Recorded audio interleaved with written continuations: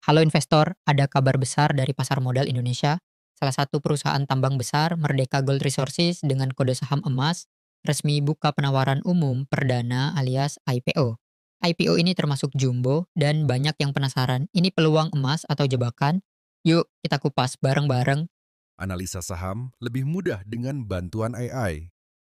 Gunakan Invesgo AI untuk analisa saham favoritmu. Cukup bertanya apapun kepada Invesgo AI atau klik analisa AI di setiap tools.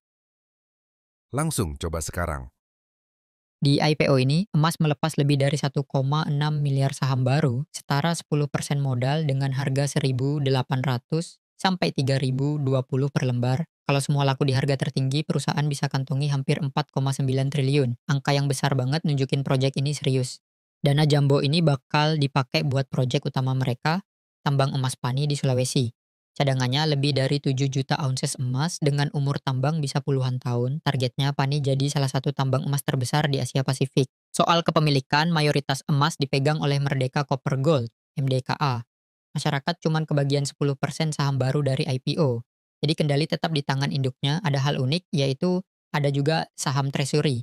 Biasanya saham ini dibeli balik perusahaan, nggak punya hak suara atau dividen, bisa jadi fleksibel buat program ESOP, restrukturisasi, atau strategi korporasi ke depan. Kalau lihat struktur grup, ada beberapa nama besar seperti Sandiaga Uno, Erwin Suryajaya, Garibaldi Thohir, Winato Kartono, dan Hardi Wijaya Liong. Tiga di antaranya yaitu Sandiaga, Erwin, dan Garibaldi itu aktif lewat Saratoga Investama, SRTJ. Mereka aktif dalam beberapa saham seperti Adro, AADI, MPMX, TBIG, dan AJI. Garibaldi Thohir juga punya saham mayoritas di Trimega Sekuritas, sekuritas yang menjadi pengendali pada IPO kali ini. Sementara itu, Winato Kartono dan Hardi Wijaya Liong lebih banyak lewat Provident Capital. Mereka sering joint venture bareng Saratoga di proyek-proyek besar seperti Merdeka Copper Gold dan Tower bersama infrastructure. Selain itu, mereka juga terlibat di Provident Investasi bersama Mega Manunggal Property sampai GoTo Group. Lalu, uang hampir 5 triliun itu dipakai buat apa? Pertama, sekitar 328 miliar rupiah buat PT Pani bersama tambang, PBT. Ini disalurkan sebagai setoran modal buat kebutuhan operasional yaitu beli bahan baku, bayar listrik, gaji karyawan. Setelah konversi, emas masih pegang hampir 100% saham PBT. Kedua, 328 miliar rupiah lagi buat PT Puncak Emas Tani Sejahtera, PETS. Bentuknya pinjaman modal kerja berupa bahan baku, listrik, dan tenaga kerja. Karena berupa pinjaman, ada kemungkinan uangnya balik sesuai perjanjian internal. Terakhir, dana sebesar 4,2 triliun rupiah atau sekitar 86% dari dana IPO dipakai buat bayar utang ke MCG sebagai pemegang saham pengendali. Perjanjian utangnya sudah ada sejak 2022, terakhir diubah Agustus 2024. Per September 2025, sisa utang pokok masih sekitar 260 juta dolar Amerika Serikat. Jadi sebagian besar dana IPO ini memang dipakai buat nutup kewajiban lama. Sekarang kita lihat proyeksi produksi. 2026 sampai 2028, produksi masih kecil, 79.000 naik jadi 125.000 ounces. Semua dari heap leach. 2029, metode carbon in leach mulai dipakai, produksi langsung loncat ke 305.000 ounces. Setelah itu terus naik, 362.000 di 2033, 373.000 di 2031, dan 465.000 di 2032. 2032. Puncaknya di 2033 hampir 495.000 ounces per tahun.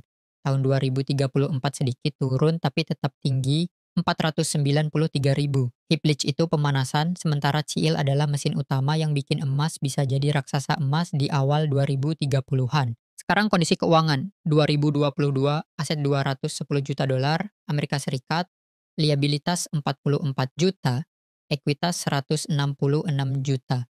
2023, aset naik 328 juta, liabilitas ikut naik jadi 173 juta, ekuitas justru turun ke 155 juta.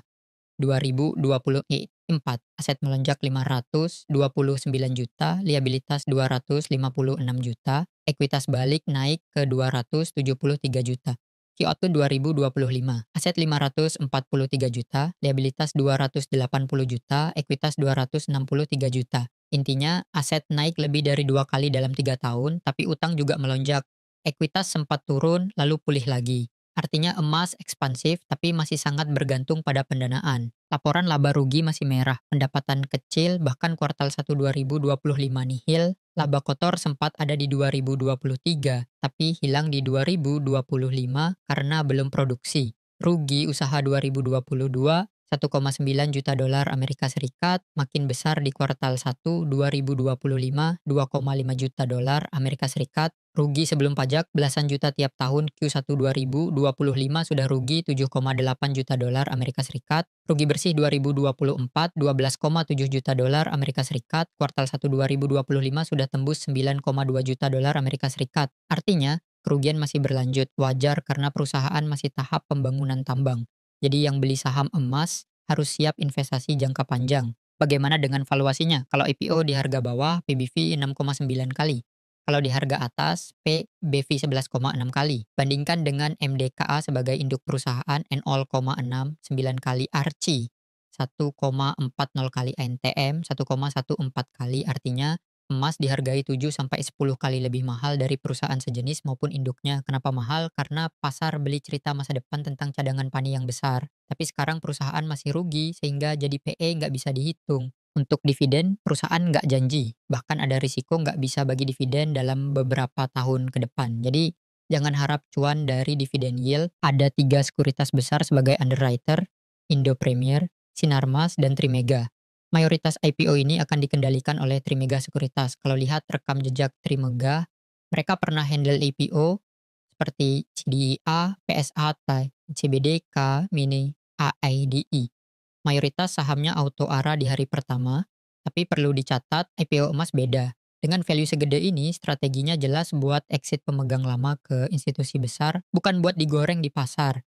Jadi kemungkinan pergerakan harga lebih stabil, tapi investor kecil mungkin nggak dapat lonjakan harga instan. Kesimpulannya, value besar, harga jauh di atas nominal, mayoritas dana untuk bayar utang MDKA, valuasi mahal dibanding kompetitor, dividen mungkin nihil. Peran underwriter menarik, banyak nama besar di belakangnya, IPO emas jelas punya potensi besar, tapi risikonya juga nyata. Jadi ini peluang emas atau jebakan, semua kembali ke strategi kamu sebagai investor. Gimana menurutmu soal IPO emas ini?